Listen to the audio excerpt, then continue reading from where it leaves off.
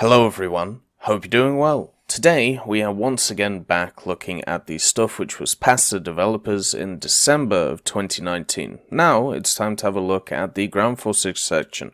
Now once again, just like the aviation one, I'm going to split this into two just because of the fact that there's so much of it. So we'll be getting 8 pieces of posts, or 8 forum posts, and then 8 in the next video. Today we're going to be covering America, and then we're going to be covering Germany, Britain, the Soviets, and also Japan as well. So let's get started. The first thing which is on offer is from I am Bob 224, and it's talking about the LAV Ad.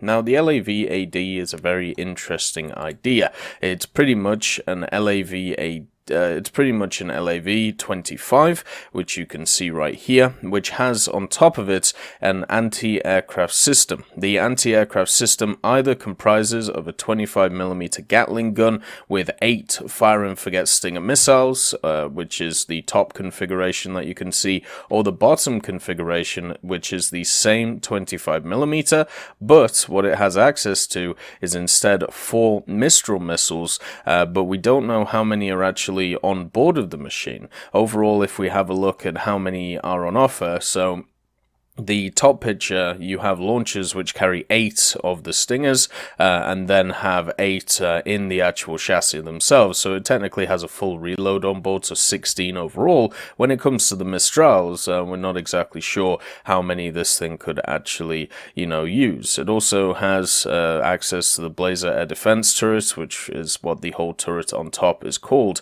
And the main reason to, actually have this in game is to give America another mobile air defense system which is still used to this modern day. The LAV Ad is still in service with the US Marine Corps. There were 17, the last deliveries were 17 in January of 1999, and it is used to provide air defense for light armored vehicle battalions with a secondary role to defend against ground threats. I definitely think that 25mm would go to work pretty well against a lot of infantry members. So with the fact that it has this 25mm Gatling gun and then of course the Stinger or the Mistral missiles on top of it, it is an incredibly devastating machine. It would have a shorter range than something like an ADATS, but I still think, it would be generally pretty good. If you want to know what the fire control system on this is, it has an automatic digital one. This allows the missiles and guns to be pre-programmed with 44 onboard air defense engagements. The primary target engagement is provided by the FLIRTV sight system, the FTS, and the system provides passive acquisition and tracking of targets by day and night. The integrated system has a 2-axis stabilized digital line of sight detector for a fire on the move capability, and the sensor suite includes a 2nd generation dual view thermal sight and day TV, and it also has a 240 by 4 thermal imaging scanning array. So this thing is definitely top notch. Also this variant, as we said before, is the Blazer air defense system by General Dynamics. It integrates a TRS-2630P acquisition radar for early threat detection and queuing of the FLIRTV targeting site. There's another version which is also fielded by the French Army, which uses the TRS-2630P radar system, and it has a range up to 17 kilometers and also provides target identification. So the Blazer air defense system, the idea is to combine the high fire rate of the Gatling gun with the Stinger or Mistral infrared guided surface-to-air missiles, and the range of the Mistrals is up to 6 kilometers and has a fully automated digital fire control system that allows the Blazer to carry out stationary and on-the-move target engagements. So you can definitely see that this thing will be fun to use in War Thunder, even though the range, compared to some of the stuff that, it has to face, is going to be a little bit limited. The next one, we're going back to World War II, and this is from Captain Kitty 97, and it's time to talk about the Panzer II Lux, or as it's known, the Panzer II Aus L Lux, or of course the Panzerkampfwagen II Aus L SDKFC 123. Now, unfortunately, all of the pictures here have been pretty much nuked, so what I'm going to do is just show you a picture here of what it is, and that is in front of you the Panzer II Lux. So what is this? Well, this is pretty much a beefed up Panzer II. It's probably the best way to put it. There was about 100 of them built. There was also 4 of them also converted, and by this point the Panzer II was used very much as a reconnaissance machine in 1943 to around about 1945. So what they had to do is beef it up. They had to add an extra engine in it, look at the radio design, should they improve that? And that's exactly what they did. So this machine had a maximum speed of around 60 kilometers an hour, and also a cross-country maximum speed of 42 kilometers an hour. And the larger hull enabled bigger fuel tanks to be fitted, so the Lux had an increased range of about 180 miles. And it also had a 6-speed gearbox, plus a decent reverse, and was still armed with a 20mm, but this was the KWK-38 L55 cannon and could carry around 330 rounds. The Lynx tank's crew's job was to spot enemies and radio their position and then retreat. It was a full scouting and reconnaissance vehicle. It was not supposed to engage the enemy at some point, so the 20mm would definitely be seen as something as a plan B if anything goes wrong. The 20mm, though, as I said, is very similar to the 20mm we see in game. Could definitely knock out very light armored vehicles or soft skin vehicles, gun emplacements, so on and so forth. And also it had the 7.92mm coaxial machine gun as well. The Lux overall did have a new chassis compared to other Panzer IIs. It was slightly larger, so it was slightly longer, slightly taller, and slightly wider than previous versions. And the armor was also improved, so it had, the 30mm thickness on the sides and the front of it. And since it had the FUG-12 MW receiver and an 80-watt transmitter, the radio was also bumped up, so it had better range on the battlefield. These tanks pretty much fought wherever they could, so on the western side, on the eastern side of the conflict, and overall they did their job pretty well, if you just look at them as a basic reconnaissance vehicle. In War Thunder, they could definitely fit into, rank 1 or 2 and be incredibly fun with that 20mm and the speed around it, and even as, a little bit higher BR if you wanted to give it scouting. So yeah, I would love to see it in game, and I'm sure many others would as well. The next post is from CK16, and it's talking about splitting up the German tech tree. Now, this is an interesting idea because one of the things that we see from a few nations, and he actually mentions it here about China, is the idea that there are 2 schools of thought when it comes to China, and also when it comes to Germany, when it comes to a lot of their vehicles historically.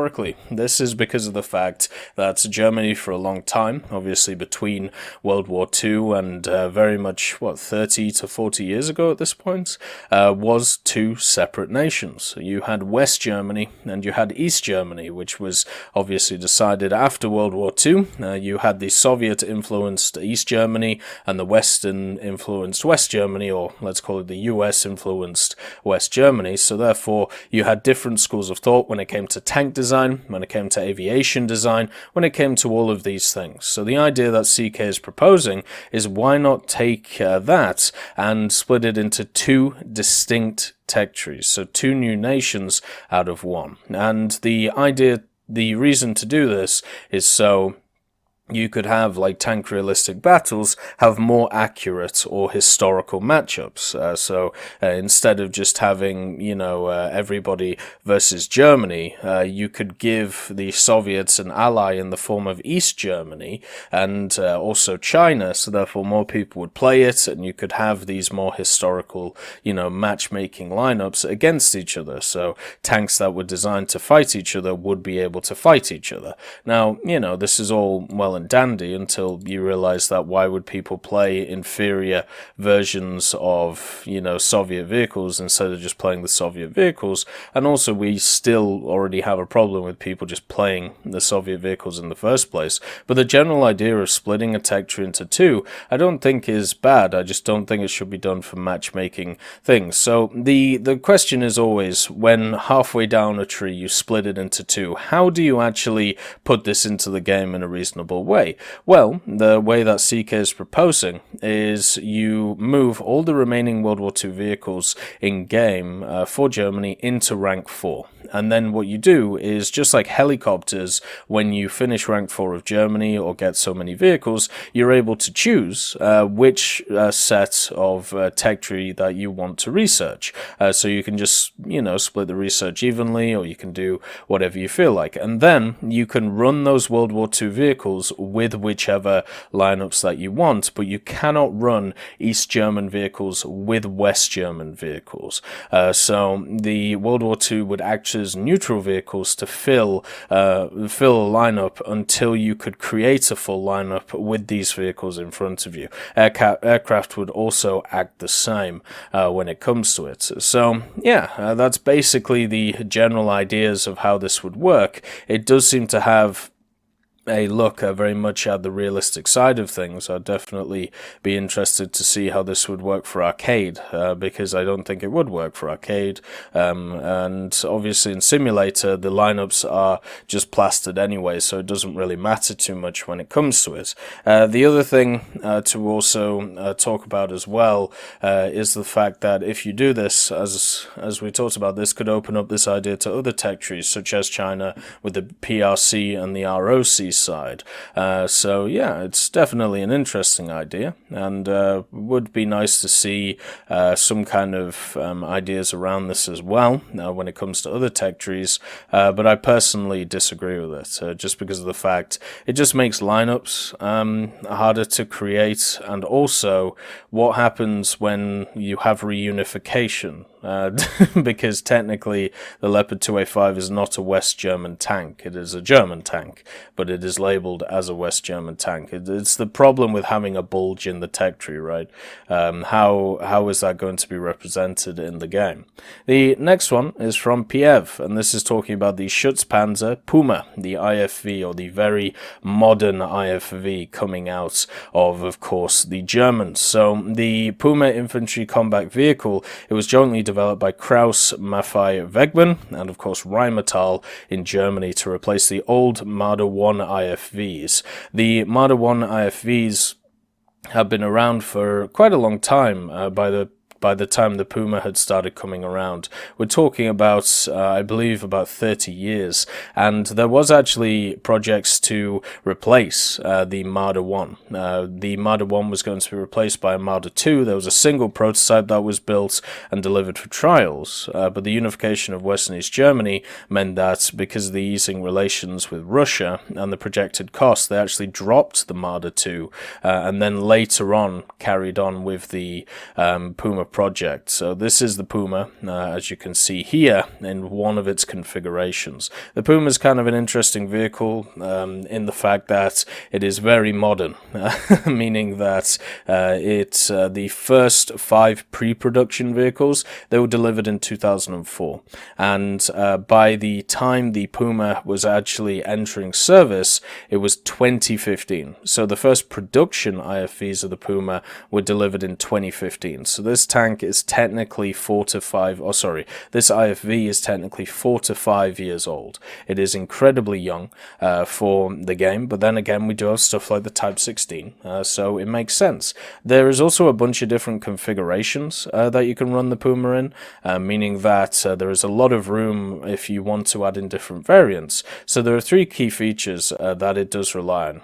It's high levels of protection for the crew and infantry, and then first of all you have have the multifunctional self-protection systemica, so the MUSS. It's a soft kill active protection system, and then it has modular armor packages, so you can change the armor externally depending on what situation you're going in, and also increase surface coverage deployment. And thirdly, the internal layout. The engine is actually mounted in the front of this machine, and also the turret is unmanned, so with the crew operating it from within the hull. So the turrets can easily, be in situations where it can get shot and the crew can survive. The engine being in the front gives you that big, dense piece of, I suppose, if you want to boil it down to its core terms, metal, which gets in the way of shells and shots, which are designed for the crew. So overall, its crew survivability should be pretty high. It's also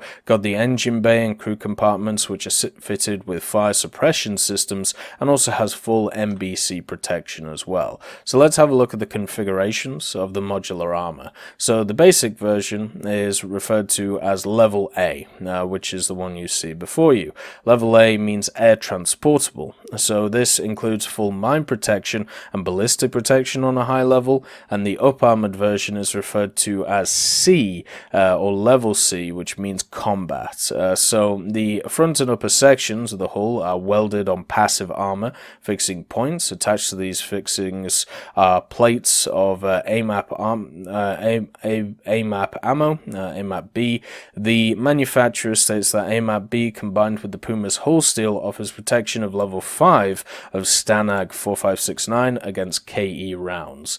So I really like it when manufacturers tell me how good their products are. They never lie at all. But what you can understand is, so it is a vehicle which changes drastically in weight when it has the armor actually attached to it. The weight of the vehicle varies from its A version, which is 29.4 tons, to its heaviest version at 43 tons. So we're talking about an addition of about 14 tons worth of protection to the machine. Then we have, of course, the weaponry that is on board of this machine, and the weaponry on board is very standard compared to a lot of other IFVs. It has access to a 30mm in the form of the Rheinmetall 30mm MK32 ABM. It even has airburst munitions on it. Then you have the 5.56mm coaxial, which is next to it, and then, of course, some grenade launchers, which, of course, are smokes, so smoke-launched grenades. There are two ammunition types which are designed for this autocannon. It has a dual ammunition feed, so very similar to other autocannons that we have in the game. One is a sub-caliber fin-stabilized APFS DST round with high penetration capabilities, mainly used against medium armored vehicles, and the second is a full-caliber multi-purpose kinetic energy-timed fuse munition, so designed with the airburst capability, depending on the fuse setting, for ejecting a cone of sub-munitions. The ammunition type can be chosen on a shot-by-shot basis as the weapon fires from an open bolt, meaning no cartridge is inserted until the trigger is depressed. The ammunition capacity is 400 rounds, 200 ready to fire, and also 200 in storage. That is kind of crazy when you think about it. And then, of course, the coaxially mounted 5.56mm HK-MG4. It fires at a rate of 850 rounds per minute with an effective range of 1,000 meters, and then it can carry 2,000 rounds overall, 1,000 ready to fire, and also 1,000 in storage. One of the things which is kind of interesting is there's no ATGM on this machine. It is basically just got access to the main armament in the form of the 30, and then it has access to, of course, the other, coaxial gun, the 5.56mm. There is also another idea, or there was another idea, to actually add a different gun to it, but that really never came about, so we'll just stick with this idea. Overall, that is, the Puma IFV, which is the most modern vehicle when it comes to the German tech tree that it would be if it was added to the game. The next vehicle is the T90A, and this is from Wolfpack. And of course the T90A is one of those vehicles which is highly anticipated because it's seen as the next step in Soviet design, after of course the T80 series. A lot of people write off the T90, the 1990s T90, and then they write in very bold letters, "Where is my T90A?" Because of the fact that it got so many upgrades over its predecessor. So the T90A is a 2004 T90, or even, you know, later than that. So a very, very modern vehicle. And what they decided to do to make this T90A is they decided to get the Indian improved T90S, and what they did is they used the T90S as a basis and improved it by increasing the armor on the front of the turret roof by 20mm and mounting the new 2A46 M5. This gun had an improved accuracy of around 15 to 20% and also a total dispersion reduced by 1.7 times, which is absolutely insane.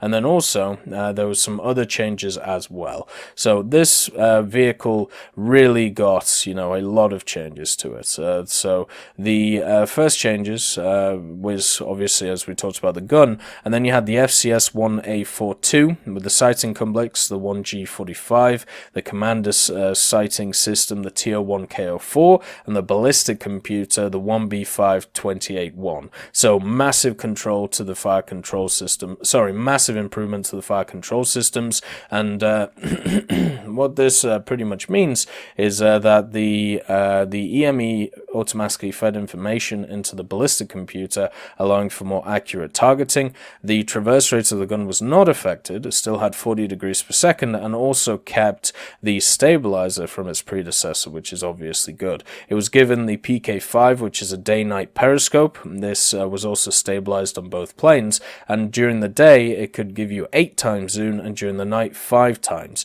It was able to, with the night sights, be effective up to 1,000 meters in a passive mode, and then in active mode around about 5,000 meters. And then the 12.7 millimeter was also available on the top of it, and there was a Buran M second generation thermal sight as well, which allowed the identification of a 2.3 by 2.3 meter size target at night. So this was also stabilized, and both the gunner and commander were shown the feeds. Therefore this would have commander's thermals if it ever came to the game.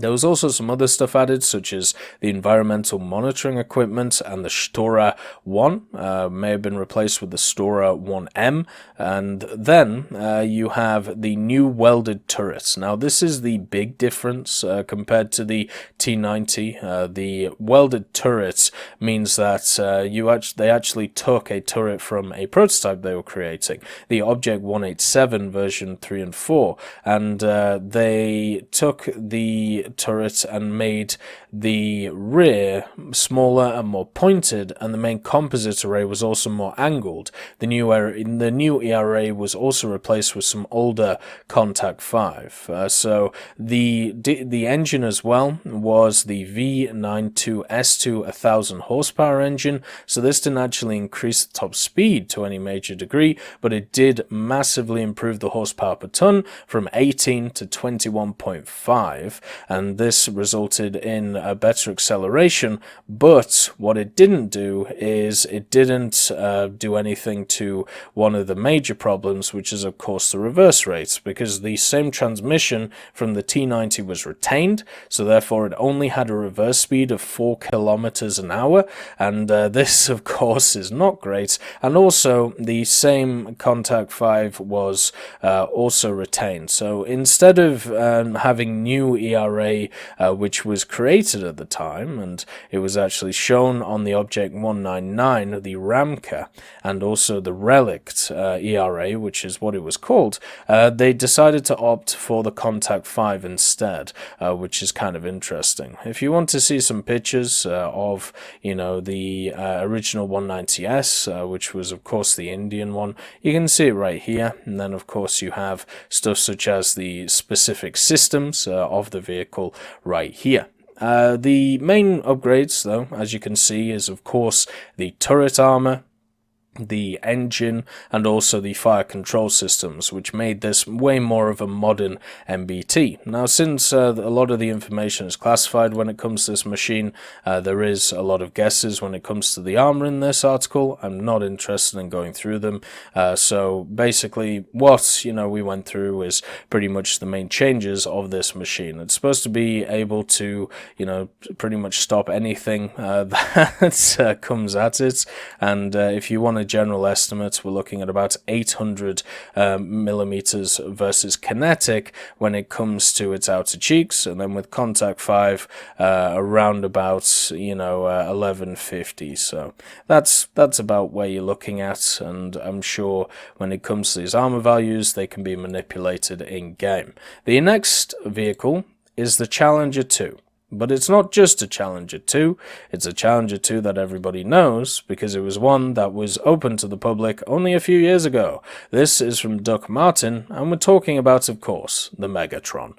The Megatron, being this big chunky boy, was one of those vehicles that was definitely one which was a surprise to see, because of how modern it is. But then again, the Megatron is not too different to what we already have in the game. So the fact is, with the Megatron, it starts off with the Challenger 2 TES, and TES stands for Theater Entry Kit. This is nicknamed the Megatron, and it is the latest upgrade version of the Challenger 2. It's as simple as that. So this is the one which, if you're going into battle today, you are going into battle with this package on it. It's very similar to the M1 Abrams Tusk, which is of course the tank urban survival kit in terms of protection.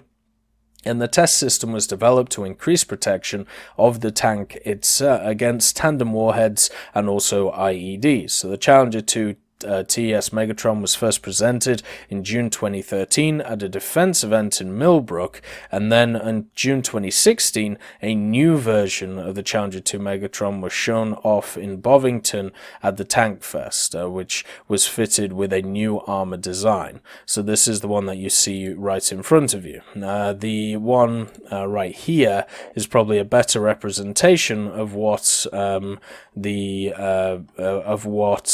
Doug Martin would want to see in the game. So the latest version is fitted with a combination of passive, reactive, and bar armor, providing protection against new threats. And the Challenger 2 Megatron can be fitted with variable armor configurations, which makes sense because it's basically just a combat package. And depends on the threats. It can weigh from 65 to 74.8 tons. So you can add about 10 tons worth of armor on top of it. The additional weight, though, that has added to the machine, they had to change certain factors. First of all, they had to change the suspension. So they introduced a new hydrogas suspension, and also they added in the Challenger 2E's 1500 horsepower engine, which even with the additional weight, it increased the overall mobility of the vehicle. So at least that is what is thought. It's also had access to an MCS, which is what you see, the mobile camouflage system. So the mobile camouflage system is designed to make it so the Challenger is not detected by thermal imaging devices. Whether this works fully or not, I'm sure it helps, but I highly doubt it does it completely. But also at the same time, it has access to the 7.62, the 12.7, and also the 40mm grenade launchers. The other system, which is the thermal imaging sight on the machine, is known as the goalkeeper system, which is pretty cool, and it's able to traverse 360 degrees with the vehicle. And there is obviously additions to different armor packages, so I'm not going to go through them because the estimates themselves are literally made by the poster. This is a fully classified vehicle. I'm not interested in talking about people's delusions. So yeah, you basically have additions to it, and the general difference between the add-on armor packages for the Megatron. So you have 4 sets. You got the first one, which is a theater entry kit. This is where they have Dorchester level 2F armored blocks around the side of the hull with 30mm RHA plates behind them, and a level 2F on the side turret with a big block of Dorchester 2F on the lower front plate, and bar armor around the side and near the hull of near the rear hull and turrets. Then you've got the Dorchester 2I armored block on the lower front plate, and also armored blocks on the side of the turret and the lower part of the side hull, and massive ERA bricks on the side hull with a 30mm RHA backplate with back armor around the side and rear turrets and hull with no mobile camouflage system. Then you have all of that with a mobile mobile camouflage system, and then you have the last one, which is just a bunch of Dorchester 2I armored blocks on the side of the turret and hull with a 30mm RHA backplates with armor, with back armor around the side and rear turrets and hull, and it also has the mobile camouflage system. So there seem to be 4 presets for this design. I'm sure many people would be happy with just seeing one of them in game, since, you know, it looks really cool. So the next one to have a look at is Wise Minerva, and Wise Minerva brings up one blast from the past. After having a look at a bunch of the modern vehicles, you know, the Puma, the T-90A, the Challenger 2, why not go back to the First World War? Which is basically what we're doing here. So the First World War brought us many things, and the first one was the first cool thing was the fact that the Rolls-Royce armored car started to exist. Now this one is actually for an upgraded version of that armored car, which is in the form of the 1924 Patton Mark I with the Boys anti-tank rifle.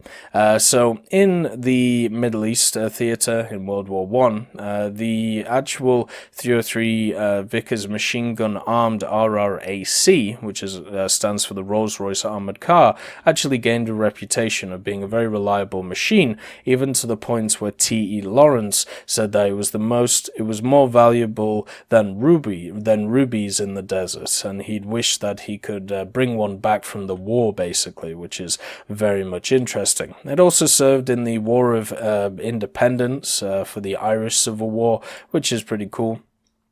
And the other thing as well is during the Second World War, they were also once again used in the Middle East and Libya, but they didn't exactly have as much of a success story compared to World War I.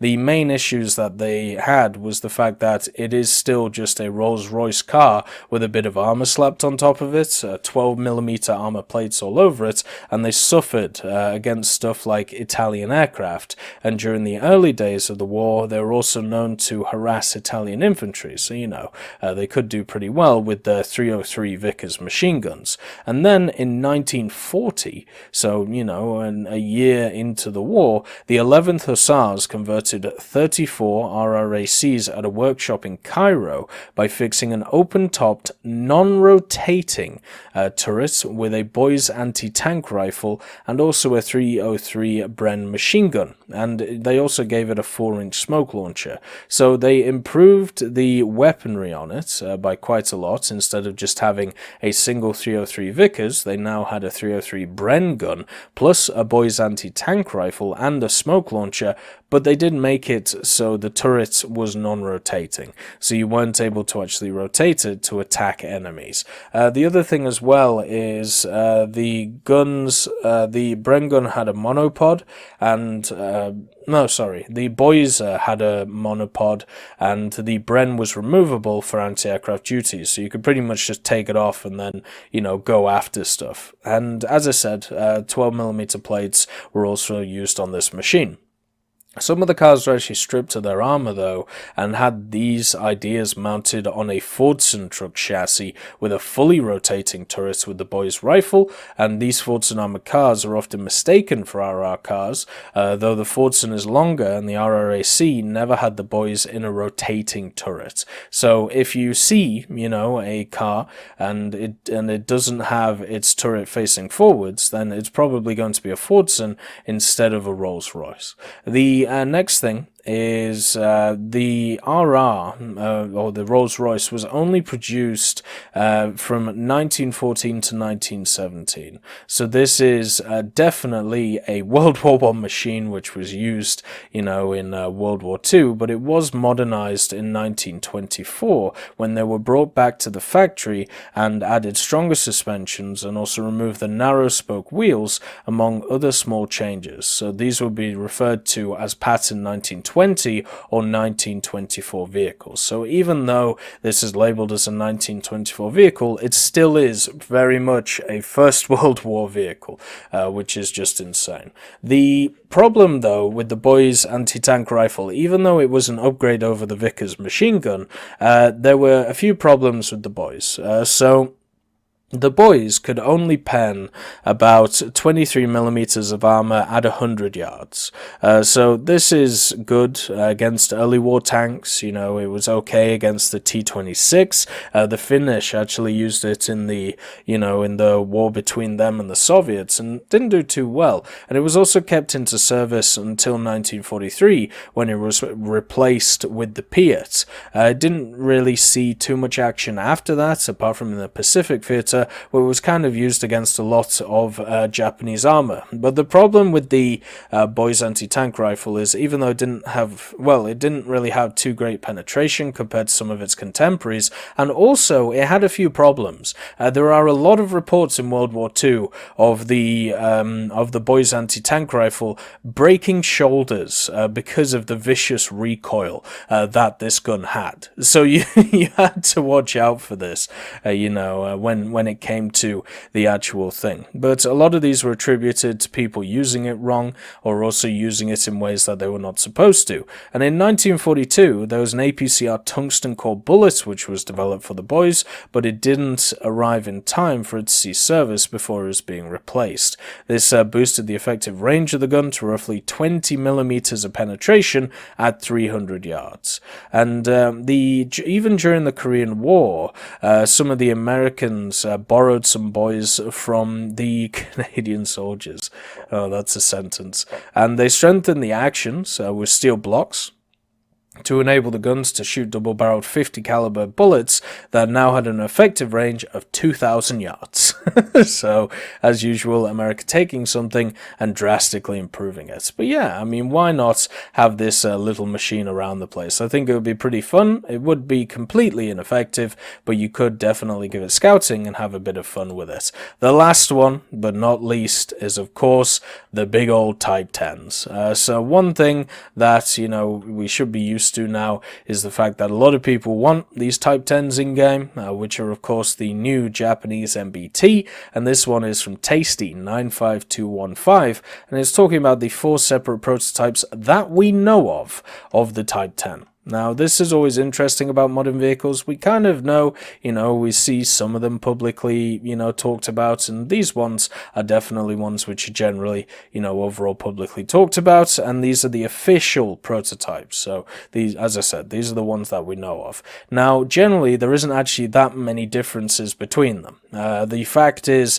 if we have a look at the differences, it's kind of hard to tell. The only way that we know about these prototypes is because we know that they're Type 10s, but the fact that they look different, it gives them, away. The first thing is all of the prototypes are referred to as TKXs, which means tank experimentals, and the designation was also used for Type 90 prototypes. The Type 10 prototypes don't have TKX written on their nameplates, though. Instead, they have a tank number for the respective prototypes. So, for instance, they have, nameplates such as, stuff like tank number 1 and tank number 2. The other thing also is all of the confirmed prototypes, they have a chassis number starting with 99. So this number shows that the vehicle belongs to the Technical Research and Development Institute, and the first prototype is 990237, and the second 990238, then 0239, and 0240. If you want an example of what this looks like, I'll give you it here.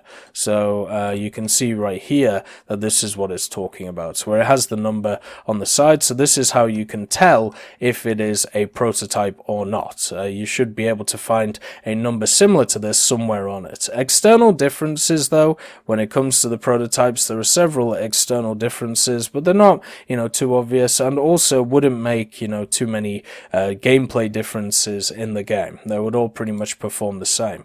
If you want to have a look at these differences, here's the first one. This is on the Prototype 3 only. Of course, it has the scoop and the dozer blade and headlamps in different positions compared to the other ones. The next one is also the Prototype 4, where it has plates for a mine clearing device at the bottom, and that's pretty much it. Those are the differences between all of the prototypes. Isn't that wonderful?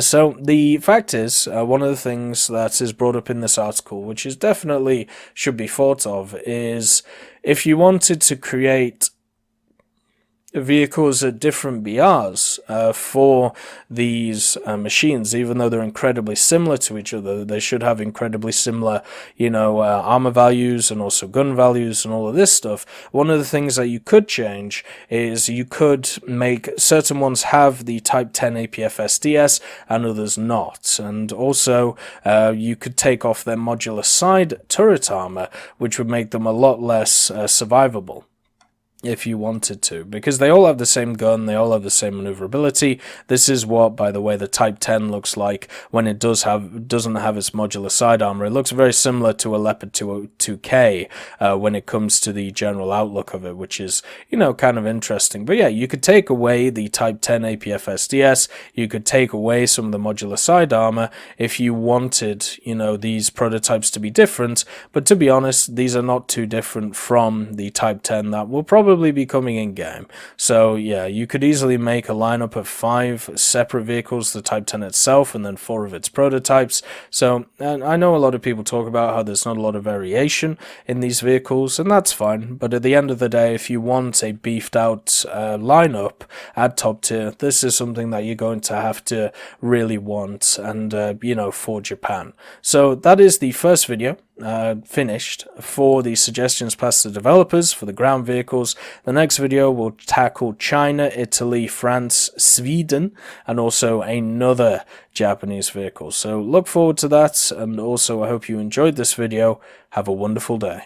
I'd just like to thank Ambrosius McClellan, B. Young, Blackie, Chris Giltname, Daniel Stanton, Jay Wilt, John Ryman, Martinez, Moxie, Super Cacti, Trigger Hippie, Eugens Terry, and also Elove Goat and Samuel Slick for supporting the channel.